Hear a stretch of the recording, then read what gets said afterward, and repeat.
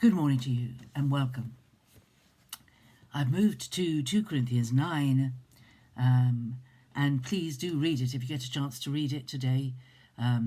It is Paul's teaching on giving, where he likens money to seed and tells us that if we sow bountifully, we will reap bountifully. And he likens it to a farmer who just sows a few. If he just sows a little bit in his field, he'll only get a little bit back. If he sows plenty, he will get plenty back. This seed time and harvest, sowing seeds and harvesting seeds, is a great principle throughout the scriptures. It's the way God made it in the natural world, and the natural world illustrates the supernatural world. The supernatural world works in the same way. You're not going to get a harvest if you don't sow a seed. That's the fact of life. If you want at Christmas to have a Christmas cactus on your table, on your Christmas table, you have to grow one or buy one. We buy them, perhaps. If you want an amaryllis to flower in your home over Christmas, you have to have one. If you want a harvest, you have to sow the seeds.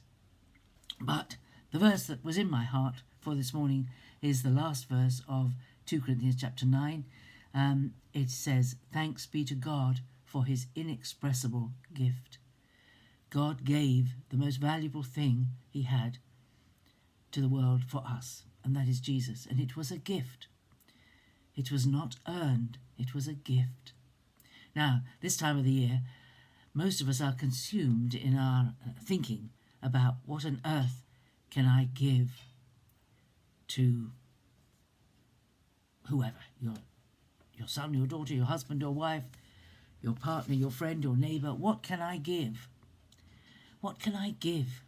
And more often than not, I find it's what can I give that they will enjoy. I'm afraid my first marriage was a marriage where we only bought things if we absolutely needed them. That was my first husband's idea. And so if I was buying Christmas presents, I'd have to think, do I really need, or saying what I wanted for Christmas, do I really need it? If I don't really need it, then we can't spend the money on it. And that was the criteria was, is it something you really need? I don't know what you set as your criteria for choosing gifts, but we have a weird idea that has grown up in Western culture around Christmas.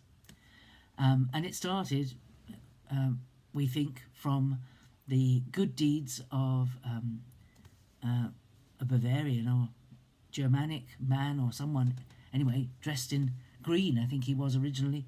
And he was very rich, and over Christmas one year he went out and he helped some very poor families who were nearly starving to death at Christmas, and he gave them stuff. And out of that has grown the idea of Father Christmas. And Father Christmas appears every year, and there's more about Father Christmas than there is about Jesus in most households over Christmas. And unfortunately, Father Christmas is not like the person he originated from. He actually, if you read stories about him or you watch films about him, he gives goods to good children. He gives things if you've been good. And if you go to see Father Christmas, he'll say, what would you like for Christmas? Have you been a good boy or a good girl? And the gifts are given by virtue, according to virtue. And that has distorted people's idea about giving. I mean, how many times has somebody given you something and you think, oh, I didn't think to buy them anything. I'd better give them something back. We even do it with Christmas cards. You get a Christmas card, maybe you've got a Christmas card list. I've stopped sending Christmas cards in the main because of the postage cost. So where I can, I send email Christmas cards or greetings on the internet, because it costs so much to send a card. And you have to take that into account. But are you the sort of person you've written you've done your Christmas cards, you've written them out, and through the post comes a card from someone you didn't send one to. What is your immediate response? I must send one back. I must return the gift. That's our culture, and I'm not sure that it's right. We should be able to receive a gift given because somebody has thought of us and be grateful for it and not feel that they've given it to us in the hope that we'll give them something back. I don't think that's right. I don't think that's right. Something to think about anyway. Think about it. It's a modern culture thing. But I grew up in my home. My mother came from Austria, and in Austria, Father Christmas didn't visit over Christmas time. He visited on the 6th of December. The 6th of December. I always got it confused because Christmas in Austria when my mother was growing up was still a religious festival, and at Christmas Eve you went to church, and you didn't get your presents. You got your presents before you went for your religious observation. You didn't have any presents on Christmas Day because it was a religious day. But Father Christmas came on the 6th of December. And so on the 5th of December, you put outside your bedroom door the biggest shoe you could find. And Father Christmas would come and fill your shoe with chocolate.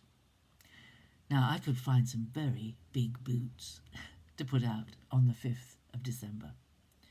But you only got the chocolate if you've been a good person, if you've been good. If you've been naughty, within the memory of the people who were giving it to you, you didn't get very much at all.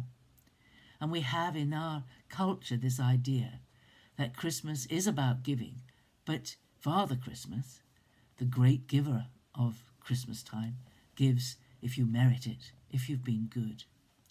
And that has sunk into our minds. And we feel that we have to earn browning points with God for him to give us anything. And that's not true. We have been born into his family. The first chapter of John tells us that. We'll be reading that at Christmas, won't we? That we're born not of the will of man, but of God. Born anew, born into his family. And as members of his family, he gives. But God is a giver in that he gives even to those who don't deserve it. He gives, the Bible tells us, he gives the sun and the rain. He gives even to those who despise him. He gives. He's a giver. And it's not according to whether you've earned it. We will not go into heaven based on the list of things that we've done.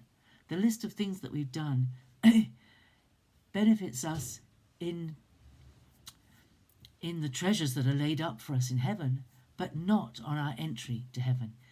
If you go through those pearly gates, if they are there, we have this wonderful picture, don't we, of the pearly gates and St. Peter's there. Right, Marion, on what basis do you come into heaven? Do I let you into heaven? If I say, I've been a good Christian all my life, he will say, sorry, Marion, that's not what I want to hear. But if I say, Jesus died for me, and I've trusted him best as I can all my life, he will let me in. It's based on what Jesus has done for us. Thanks be to God for his inexpressible gift. Have a great day. See you tomorrow.